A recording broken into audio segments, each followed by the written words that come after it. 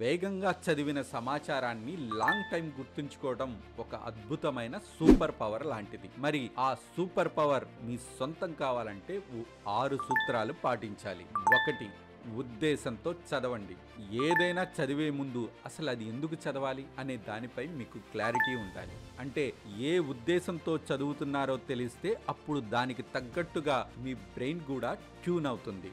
2. ప్రధానమైనవి గుర్తించండి. చదివే ముందు ఒకసారి మొదటిగా హెడ్డింగ్స్, పిక్చర్స్, గ్రాఫ్లు, పట్టికలు ఇలా ముఖ్యమైన పారాగ్రాఫ్స్ గుర్తించండి.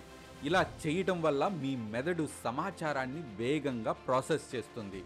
3. ముఖ్యమైన అంశాలను హైలైట్ చేయటం. హైలైటర్ని జాగ్రత్తగా ఉపయోగించండి. కొన్ని ముఖ్యమైన అంశాలను మాత్రమే హైలైట్ చేయండి. ఇవి మైండ్లో పిక్చర్లుగా, రిమైండర్ క్యూస్గా ఫిక్స్ అయిపోతాయి.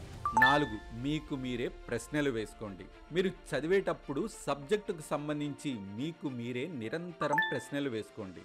ఇలా చేయటం వల్ల మీ మైండ్ మీరు చదివే డేటాను లాంగ్ టర్మ్ మెమొరీలో స్టోర్ చేస్తుంది. 5. చిన్న చిన్న భాగాలుగా చదవండి. 10 నుండి 15 నిమిషాల చిన్న చిన్న సెషన్స్లో చదవండి.